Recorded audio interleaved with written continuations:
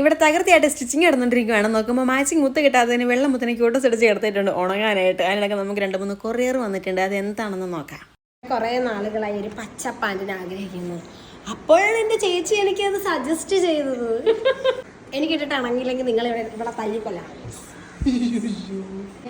ഈ ഉടുപ്പിന് material രസമില്ലേ?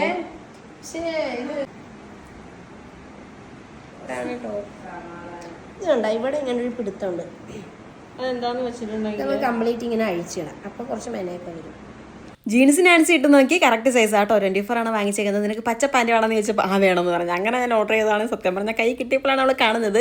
Shirt ഇട്ടേക്കുന്നത് കഴിഞ്ഞ ദിവസം ട്രെൻഡ്സിൽ ഓഫർ ഉണ്ടായിരുന്നു. ഇത് 699 രൂപയാണ്. അതിൻ്റെ പകുതി പൈസ കൊടുത്താൽ മതിയായിരുന്നു കേട്ടോ. അങ്ങനെ വാങ്ങിയതാണ്. എപ്പോഴും ഈ നീല കളറല്ലേ ഇടുന്നത്. ഇടയ്ക്ക് ബ്ലൂ വിട്ട് മടക്കാൻ നേരത്ത് പച്ച ഇടാലോ. നല്ല പച്ചപ്പായൽ പിടിച്ചപ്പോഴത്തെ കളറാട്ടോ ഈ വീഡിയോയിൽ കാണുന്ന അതേ നിറം.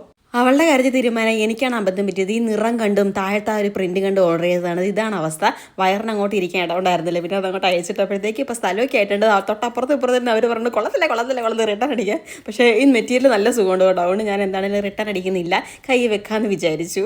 പിന്നെ ഇത് നമ്മുടെ ധന്യജിച്ച് വാങ്ങിച്ചതാണ്. ഫ്ലിപ്കാർട്ടിൽ ഇതുപോലെ 5 മീറ്റർ വെച്ചിട്ട് മെറ്റീരിയലൊക്കെ മുറിച്ച് കൊടുക്കുവേ. അങ്ങനെ വാങ്ങിയതാണ്. 300 താഴേൻ്റെ വില വരുന്നുള്ളൂ. ഇതുപോലത്തെ പ്രിൻ്റ് ആട്ടോ. റോ കോട്ടനാണ് മെറ്റീരിയൽ. സിൽവർ ലൈൻസ് ഇങ്ങനെ പോകുന്നുണ്ട്. ഞങ്ങൾ വാഷ് ചെയ്ത് നോക്കി. നിറമൊന്നും പോകുന്നുണ്ടായിരുന്നില്ല. അപ്പോൾ ഇതിൻ്റെ എല്ലാത്തിൻ്റെയും ലിങ്ക് ടാഗ് ചെയ്ത് കൊടുത്തേക്കാം. വേണമെന്നെങ്കിൽ വാങ്ങിച്ചോട്ടോ.